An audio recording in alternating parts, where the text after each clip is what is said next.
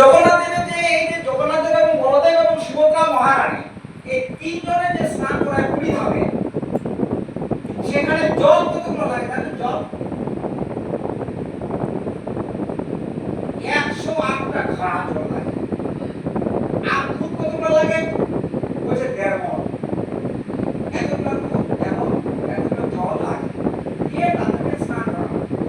স্নান করানোর পর আমরা বেশিরভাগ জানি যে 15 দিন তখন কিন্তু জগন্নাথ দেব কি জল লীলা করেন এবং সেই জল লীলা যখন করেন তখন কিন্তু তার 56 প্রকার যে ভোগ হয় সেই তখন কিন্তু জলটা কিন্তু ফলে না, জলটা বন্ধ হয়ে যায়।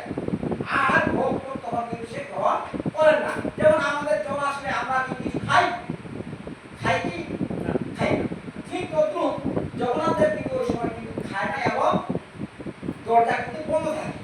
আর কি মানে বিশেষ একজন বৈদ্য তার চিকিৎসা করে। এই গাছ গাছলার পাচন অনেক কিছু জিনিস জগন্নাথ দেবকে খাওয়ায় মানে সুস্থ করার জন্য।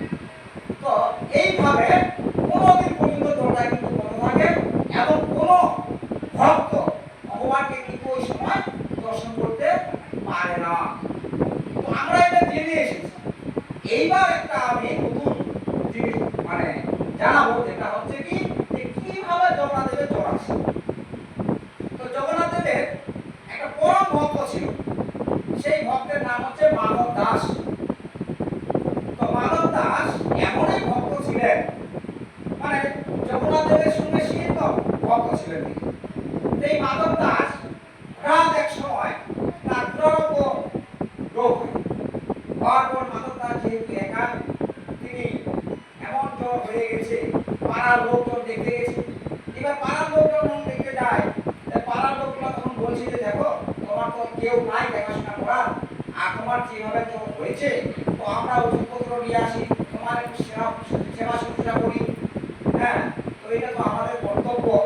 তো ওই মাধব দাস বলছে যে আমি কারো সাহায্য দিব না, কারো সেবা আমি দিব না।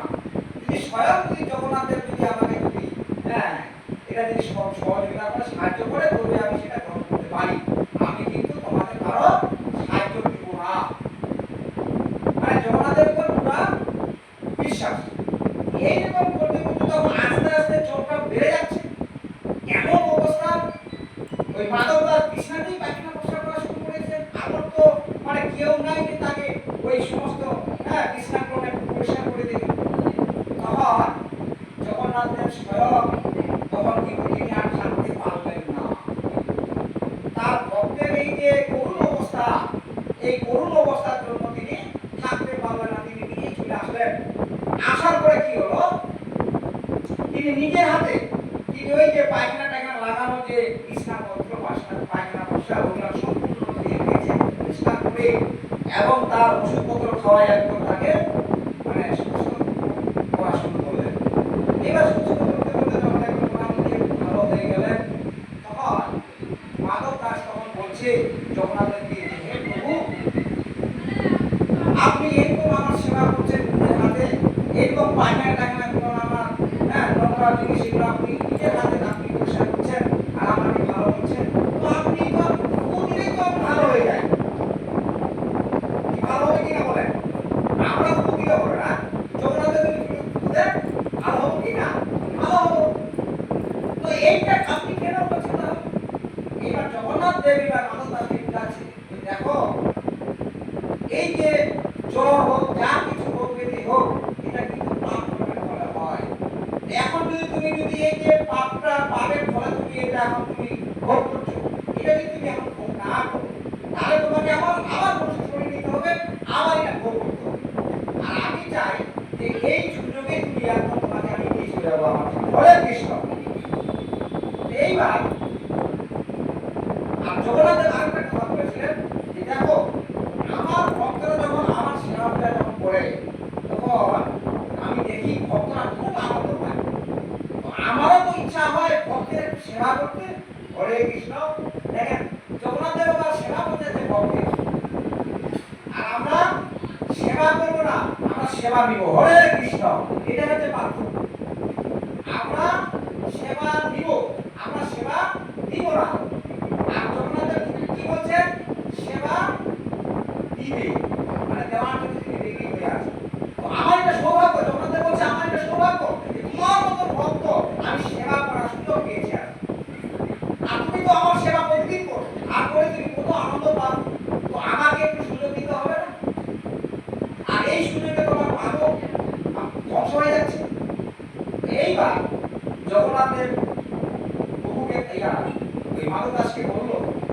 দেখো তোমার কিন্তু আরো 15 দিন তোমাকে ভোগ করতে হবে।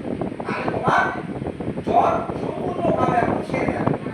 এই 15 দিন আর তোমাকে ভোগ করতে হবে না, ওটা আমার শরীরে নিয়ে নিলাম, হরে কৃষ্ণ।